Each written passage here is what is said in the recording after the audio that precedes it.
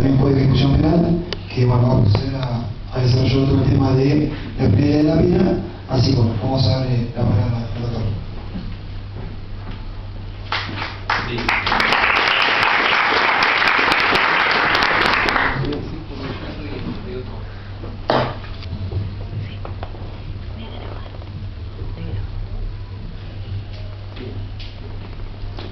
Buenas tardes a todos y a todas.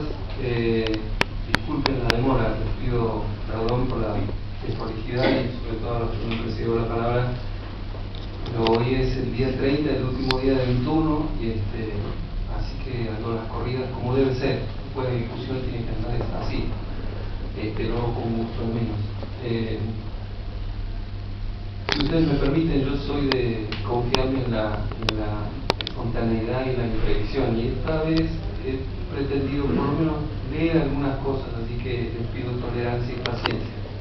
Pero quiero leerlas porque me parece, para mí es un halago que me hayan invitado a este ámbito y estar compartiendo la mesa con un legislador como el doctor Raimundi y el doctor Zafray. Entonces, quiero empezar de esta manera.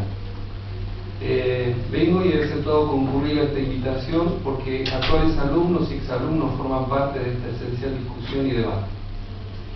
Quisiera brevemente volcar en primer lugar una aproximación e introducción desde lo personal. Voy a hablar de mí y de mi generación. Somos de una generación que se formó con la educación dada, esto es lo que digo en la facultad, así que algunos alumnos me van a ver repetir lo que digo allá. Somos de una generación que se formó con la educación dada por el último proceso de facto. Somos de una generación que comenzó a vivir en democracia pidiendo disculpas o tratando de no molestar o ser sorprendido por ejercer derechos que esa democracia propiciaba en el más extenso sentido de la palabra. Somos de una generación en la cual algunos de nosotros nos privaron de uno de los derechos más inalienables, que es saber de dónde venimos, de quiénes somos hijos, y que recién ahora podemos saber que nuestros padres quizás no tuvieron otra elección u optar por un solo camino, que es la lucha permanente. Quizás esas hayan sido para mí algunas de las razones del enamoramiento por el derecho y la abogacía, y también por la docencia. Ahora mi generación está llegando, ¿sí? Los que hemos pasado los 40 y estamos volviendo los 50, no por mi caso, no por méritos propios, a puestos directivos o encabezando funciones o poderes. Nos toca hoy ser profesores universitarios, jueces, legisladores.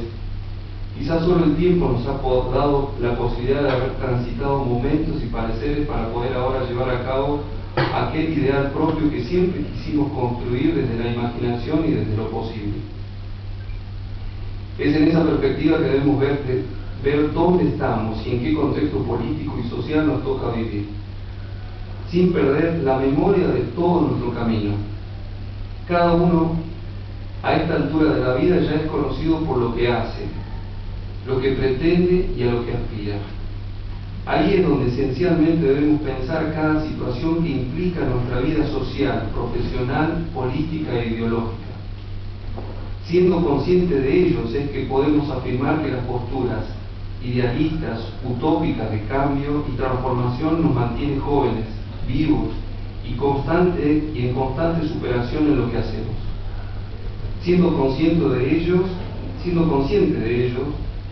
es evidente que queda claro que las posturas simplistas, individualistas, egoístas, desapasionadas, burocráticas, desinteresadas, simplemente económicas, meramente de poder, por el poder mismo, resultan estériles, vacías, sin sentido, quietas, muertas.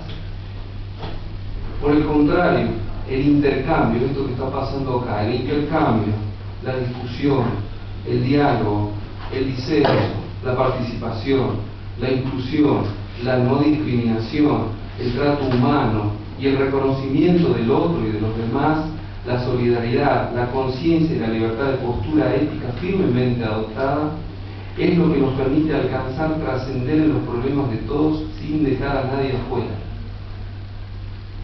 Esa es la predisposición, la conciencia previa para enfrentar la vocación diaria y el afronte de temas como el que nos convoca. quiero hacer mías las palabras de la comisión redactora de este proyecto, en el sentido que la sanción de un código penal debe ser un acto de plena conciencia y responsabilidad política por parte de todos los intervinientes. Quería leer esto porque me parece importante empezar por el principio. Yo voy a hablar de lo que a mí me corresponde, muy rápido, como juez, como parte de la Administración de Justicia. Primero hablando de cómo se eligen los jueces, y cito un amigo que también ejerce la profesión, y me dice él, en el diario Ejercicio de la Profesión, dice, los eligen solo por el conocimiento. Entonces yo me motivaba a pensar, y él me dice, el problema es qué hacen con el conocimiento después. Pero a mí me parece esto importante, ¿sí? Nosotros, dentro de la Administración de la Justicia, ¿qué hacemos? ¿Sí? ¿Con qué orientación? ¿Con qué postura? ¿Sí? Señalando algo que es tan obvio como que la Administración de Justicia o la justicia es un servicio público, ¿sí? La otra cuestión que me parece necesario también enmarcar es que, citando a Bauman, hablando de los delincuentes, las subclases, los socialmente inadecuados, para los elementos antisociales, ¿sí? Cómo se los diferencia de aquellas personas normales de la sociedad. Y dice este autor que lo que los denota no es lo que hace o lo que son, ¿sí? No es su actitud o su conducta, sino el trato que reciben de la sociedad, la actitud y conducta de los normales hacia ellos. Entonces a mí me parece importante, para entrar a considerar lo que este proyecto trata respecto de las penas. Yo siempre lo digo en clase y lo repito, hay que empezar pensando de dónde viene esta subclase, de dónde viene, de dónde estaban antes de estar en la cárcel, de dónde vienen los delincuentes, dónde estaban antes de estar en la cárcel. Cuando determinen de cumplir la pena, ¿a dónde van a ir? ¿Dónde van a estar luego de la cárcel? Y entonces fíjense que el problema del delito, el problema de la pena, es un problema de todos. Es un problema de todos, por más que los medios y por más que el sistema penitenciario los incluya. Un amigo hacía un análisis el otro día y fue interesante escucharlo, a Víctor Ortel, porque él hacía un análisis de lo que era la prisión y el sistema penitenciario. Y entonces yo coincidía porque sin saberlo decíamos las mismas cosas. Y bueno, actualmente la pena de muerte no está. La pena de destierro tampoco.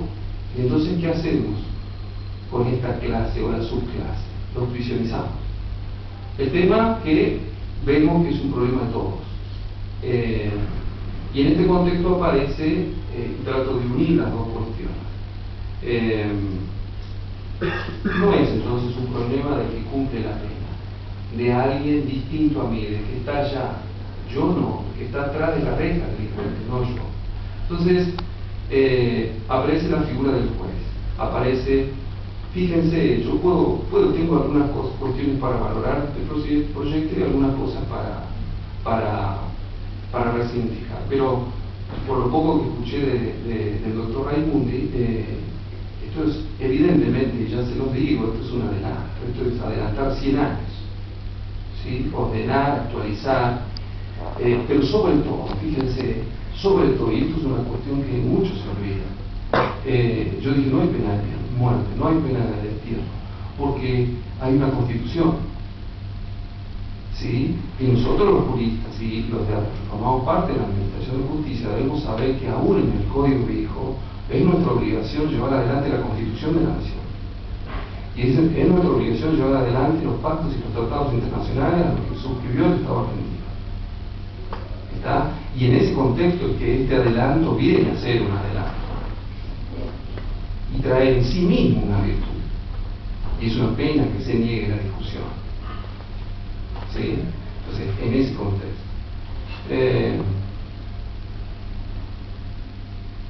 Sin mayor extensión, la judicialización de la pena significa reconocer a la persona, reconocer a la persona dentro de la sociedad, dentro de la comunidad, reconocer como una falla y un problema de todos, y tratar de encontrar en ese contexto constitucional algún algún rasgo positivo de lo que significa tener encerrado a una persona, de graduar el dolor, de reconducir, ¿sí? Aplicando o haciendo viables esos mecanismos. La judicialización hoy en día, y en esto puedo decir las virtudes y los defectos que puede tener esta reforma, está en manos de jueces. Está en manos de jueces y de personas, y el tema es ver qué están dispuestos a hacer cada uno. ¿Sí? Se habla de justicia legítima y de que lo que se podía cambiar. Yo creo que antes de llegar a ese extremo, yo creo que si cada uno haría lo que le corresponde y cada organismo controlaría, y siendo consciente que esto es un servicio público, como la educación, como la salud, debería corregirse antes. Y entonces fíjense que, esto lo decimos en derecho nosotros en la facultad, las leyes pueden ser bárbaras, pero si la aplicación y la implementación no está, y si no hay funcionarios comprometidos éticamente con su función, con los alcances, esto queda en el camino. ¿Sí? Entonces, hoy mismo hay una población penitenciaria en la provincia de Buenos Aires que llega casi a los 35.000 personas. ¿Sí? Es más de la mitad de la cantidad de personas prisionizadas en el servicio penitenciario de la Argentina. Y son muchos los problemas. Entonces, en ese contexto, la pena debe ser judicializada. ¿Qué quiero decir judicializada? Que no debe ser una cuestión administrativa en manos de fuerzas de seguridad, en manos del empleado de turno. Esto tiene que ser dialéctico y una etapa más del proceso. Y ahí viene la virtud de este proceso, de esta reforma. ¿Sí? Yo simplemente, como quiero leer, fíjense el artículo 41. El artículo 41 dice: la resolución de las cuestiones de ejecución, reemplazo y control de las penas y medidas será exclusiva competencia de los jueces. 2. En ejercicio de esta competencia, el juez atenderá a lo más conveniente, fíjense esto, la humanización.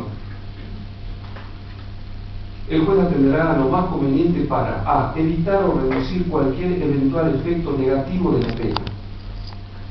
B. Proteger a la víctima, a su familia y a las personas que de ella dependan. C. Mitigar las carencias económicas, sociales y educativas del condenado. Fíjense, la ley de fondo se hace cargo de esto. D. Resolver o atenuar los conflictos generados por el delito o por el contexto en que se hubiera cometido. E. Reducir la trascendencia de la pena a terceros inocentes.